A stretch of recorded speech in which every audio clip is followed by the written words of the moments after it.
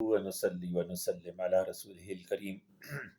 أعوذ بالله من الشيطان الرجيم بسم الله الرحمن الرحيم قال الله تعالى في القرآن المجيد والفرقان الحميد اهدنا الصراط المستقيم صدق الله العلی العظیم وصدق رسولہ النبی الکریم۔ محترم سامعین و ناظرین، یہ آج جو ہے عید کا دن ہے اور یہ خاص بابرکت دن ہے، خوشی کا دن ہے، اجرتوں کے حصول کا دن ہے۔ اس کے بارے میں بہت سی روایات نبی کریم علیہ السلام سے مروی ہیں، جس پر انشاءاللہ ہم ایک پروگرام کریں گے اور انشاءاللہ عیدین پر کوئی 40 روایات آپ کے سامنے رکھیں گے۔ اور ایک روایت میں ہے کہ اللہ کے نبی علیہ السلام نے فرمایا کہ اس دن اللہ تعالیٰ جو ہے اجرت کو ادا کرنے کا دن ہے، اجرت کو ادا کرتا ہے، مانگنے والے کو دیتا ہے۔ اس رات میں اور اس دن میں مانگنا چاہیے، اللہ تعالیٰ کی عبادت کرنی چاہیے۔ پھر یہ عید کا جو لفظ ہے یہ عاد سے ہے، جس کا معنی ہے عود کرنا، دوبارہ سے لوٹ آنا، پلٹ آنا۔ رمضان المبارک سے پہلے جو ہماری زندگی تھی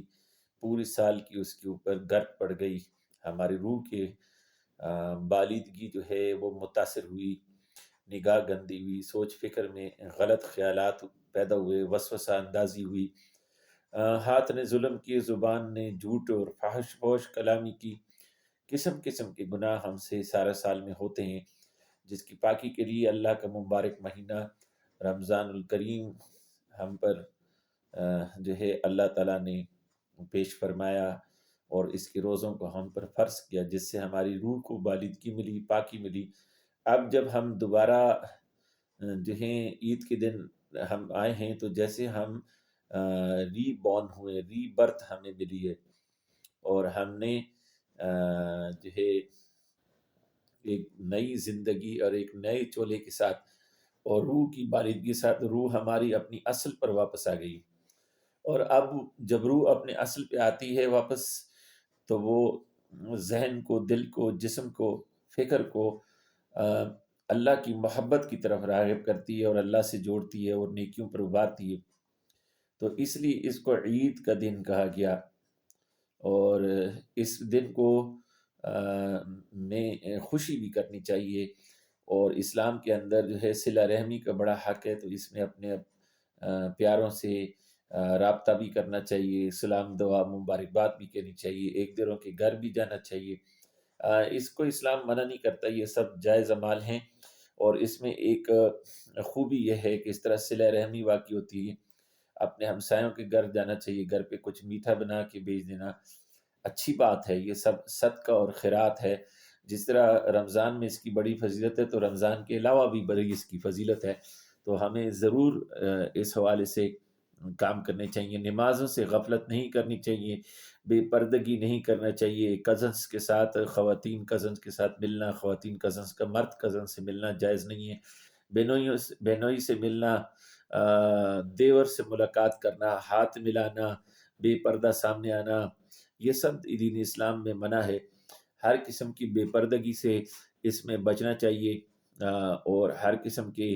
فوش کلامی سے اور بے حیائی کی باتوں سے اور گالم گلوچ سے، جو بات جو حالانکہ ہاں اس کا رواج ہے کہ اس کو کہتے ہیں کہ یہ زبان کے کھلنے کا دن ہے، تو اس دن جو ہے گالم گلوچ کو اپنا شعار بناتے ہیں، بری باتوں کو اپنا شعار بناتے ہیں۔ ان چیزوں سے بچنا چاہیے، جنگ جھگڑے سے، بحث مباحثے سے بچنا چاہیے، محبتوں کا پیغام، امن کا پیغام اور دین اسلام کی خوبی کا پیغام عام کرنا چاہیے، اور عید کی نماز کو اس میں ادا کرنا چاہیے۔ لگے ہاتھوں ہم انشاءاللہ جو ہے عید کی نماز پر بھی گفتگو کر لیتے ہیں کہ عید کی نماز کو کیسے ادا کیا جائے۔ ہم احناف کے ہاں عید کی نماز جو ہے وہ واجب کا درجہ رکھتی ہے، اور اس کے بعد جو خطبہ ہے اس کو سننا جو ہے وہ سنت کا درجہ رکھتا ہے، یعنی وہ واجب نہیں ہے۔ تو جب ہم عید کے لیے جائیں تو عید کے لیے جانے کا حکم یہ ہے کہ پیدل جانا جو ہے وہ نبی علیہ السلام کی سنت کے زیادہ قریب ہے. جاتے ہوئے ایک راستہ اختیار کریں، واپس آتے ہوئے دوسرے راستے سے آئیں، یہ بھی نبی کریم علیہ السلام کی سنت ہے. اور راستے میں ذکر اذکار کرنا، تکبیرات پڑھنا، یہ بھی نبی علیہ السلام کی سنت سے ثابت ہے. جب آپ جو ہیں نماز پڑھتے ہیں تو بڑی عیدگاہ میں جانا افضل بات ہے، یا جو جامع مسجد ہے اس میں بھی عید نماز کو ادا کرنا جائز ہے. عورتوں کے لیے مکروہ ہے کہ وہ عیدگاہوں میں جائیں اور عید کی نماز کو ادا کریں مردوں کے ساتھ. جو ہے حضور صلی اللہ علیہ وسلم کے زمانے میں اگرچہ اس کی اجازت تھی، لیکن بعد میں اس کی ممانعت ہوئی. اس سے منع ہونا بہتر ہے، خصوصاً آج کے دور میں جبکہ مرد اور زن کا اختلاط بہت زیادہ بڑھنے کا امکان ہے اور اس سے عبادت ضائع ہونے کا امکان ہے. تو عید کے دن میں جتنے زیادہ گناہ سے بچ سکیں بہتر ہے. جب ہم وہاں پہنچے تو جو ہیں 6 تکبیرات ہیں عید کی نماز میں، ان کی نیت کرنی چاہیے. 2 رکعت واجب بعد 6 تکبیرات کے. دل میں نیت کرنا اصل ہے اور زبان سے کہنا جو ہے وہ جائز ہے، علماء نے اس کا جواز دیا ہے، لیکن اصل نیت جو ہے وہ دل سے ہے. امام کے پیچھے جب یہ نماز ادا کی جائے تو امام کے ساتھ تکبیرات کہے جائیں، اور جو ہے جب ثنا پڑھ لی جائے تو ثنا ولا الہ غیر رک کو جب پڑھ لیں تو اس کے بعد امام 3 بار تکبیر کہتا ہے، اس کے ساتھ اللہ اکبر کہہ کے کانوں تک ہاتھ لے جا کے چھوڑ دیں، پھر دوسری بار کانوں تک ہاتھ لے جا کے چھوڑ دیں، پھر تیسری بار کانوں تک ہاتھ لے جا کر پھر اس کو زیر ناف باندھ لیں. پھر اس کے بعد فاتحہ پڑھے گا امام، پھر سورت ملائے گا، مقتدی خاموش رہے گا، پھر رکوع میں جائے گا، سجدہ کرے گا،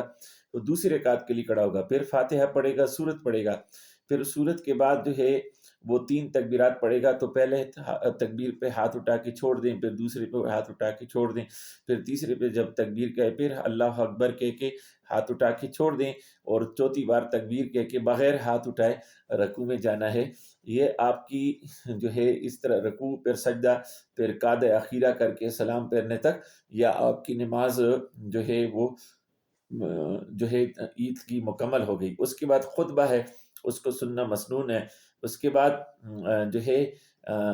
ایک دوسرے سے ملاقاتیں، اگر مبارکباد کی جائے، مصافحہ کیا جائے، معانقہ کیا جائے تو اس کو سنت سمجھ کر نہ کیا جائے، اس کو مشروع جان کر نہ کیا جائے تو یہ جائز ہے. اور اگر کوئی اس کو سنت سمجھے تو اور مشروع جانے تو یہ سنت یا مسنون نہیں ہے. اور جو اس کو لازم سمجھ کر یا مسنون سمجھ کر لازمی طور پر ادا کرتا ہے تو یہ عمل مکروہ ہو جاتا ہے. تو بہتر یہ کہ یہ ایک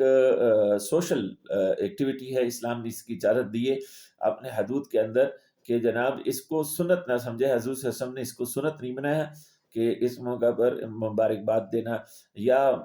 مصافحہ کرنا یا معنی کرنا سنت نہیں، لیکن اکابر کا یہ طریقہ، بزرگوں کا یہ طریقہ ضرور ہے. اس سے آپس میں صلہ رحمت پیدا ہوتی ہے، محبت پیدا ہوتی ہے. اس نیت سے اس کو کرنا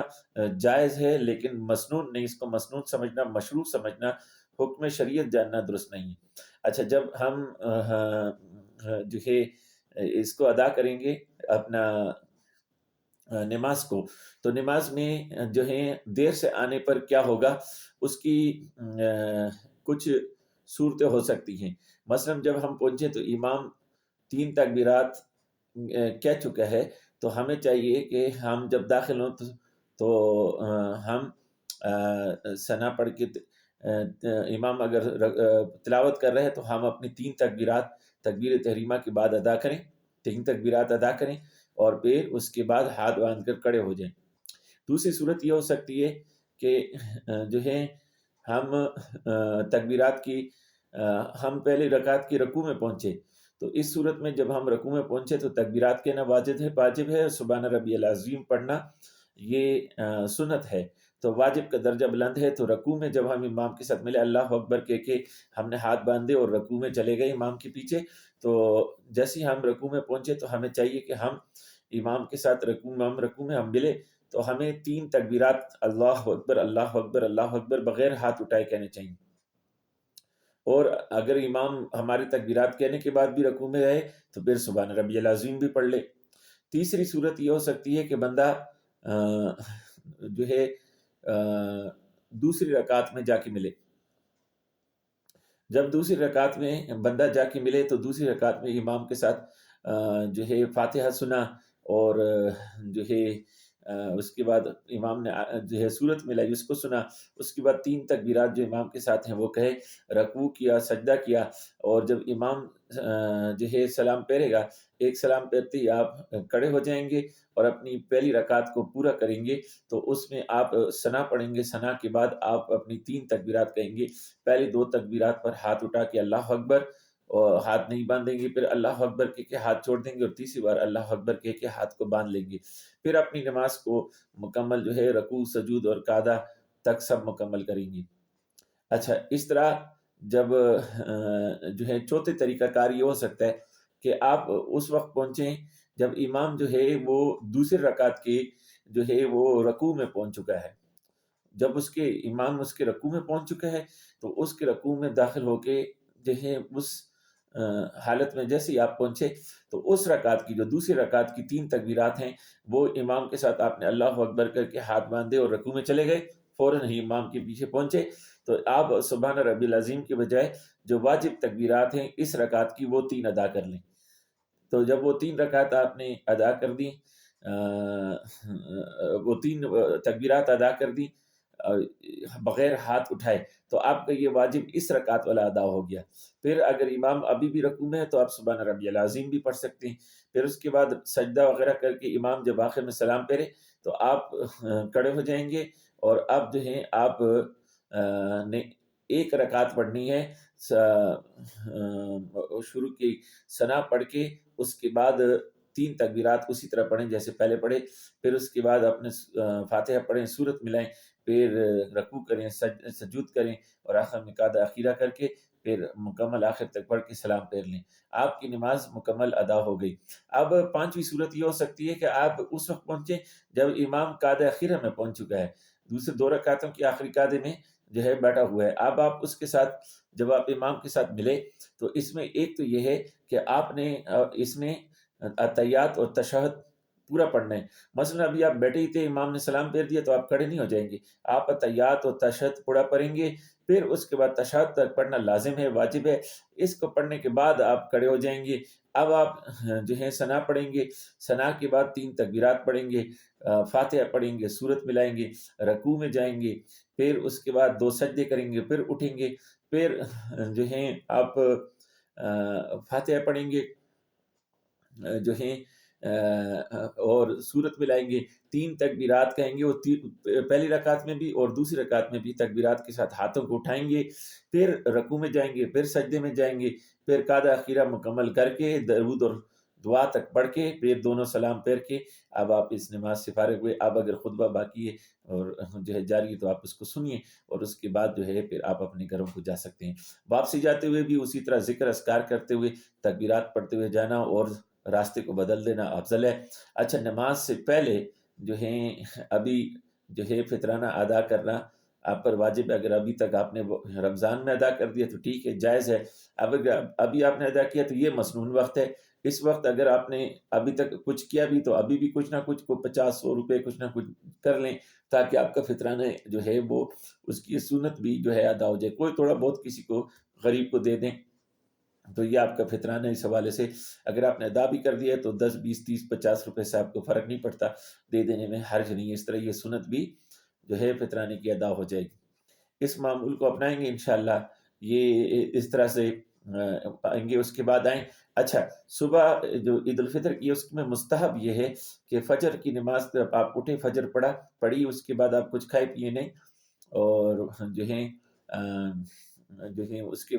اپنے اس پر جائیں، عید کو نماز کو ادا کریں، واپس آئیں، پھر اس کے بعد جو ہیں جو ہیں بلکہ اس موقع یہ عید الاضحیٰ کے موقع پر ہے، اس موقع پر جانے سے پہلے اگر کچھ تھوڑا بہت یا میٹھا لے لیں تو اس میں حرج نہیں، اس طرح سے انشاءاللہ اس پر عمل کریں گے، اللہ تعالی ہمیں توفیق دے گا۔ یہ اس کو میٹھی عید کہتے ہیں، اس میں جو ہے خوشیوں کی عید ہے، اس میں اللہ تعالیٰ کی ذکر کی عید ہے، یہ مومنوں کے لیے خوشی کا برکت کا وقت ہے کہ مومنوں نے جو ہے اللہ کے مہینے کو پایا، اب اس مہینے کو پورا کرنے کی مومنین خوشی کرتے ہیں کہ وہ پاک ہو گئے، صاف ہو گئے، اللہ نے ان کے گناہوں کو دھو دیا، ان کو رحمت دی، مغفرت دی اور نجات دی۔ اللہ تعالیٰ رمضان مبارک کی جو ہے وہ کامل فیض ہم کو نصیب کرے، اور عید کے موقع پر ہمیں بہترین جزا اور بہترین اجر اللہ تعالیٰ اپنی طرف سے عطا کرے، اور ہمارے گناہوں کو اللہ تعالیٰ معاف کرے، جو غلطیاں کوتاہیاں ہم سے رمضان میں ہوئی اللہ اس سے صرف نظر فرمائے اور عفو عطا فرمائے، ہمیں معاف فرمائے۔ اللہ تعالیٰ جو ہے ہم سے عفو اور درگزر سے کام لے۔ رب تعالیٰ سے یہی دعا ہے، اور اسی دعا کے ساتھ آپ سے میں فواد حیدر انشاءاللہ آج کے لیے اجازت چاہتا ہوں، اور ابھی اس کے بعد ہم عید الفطر کی فضائل کے حوالے سے انشاءاللہ ایک پروگرام آپ کے ساتھ دوسرا شیئر کریں گے۔ السلام علیکم ورحمۃ اللہ وبرکاتہ۔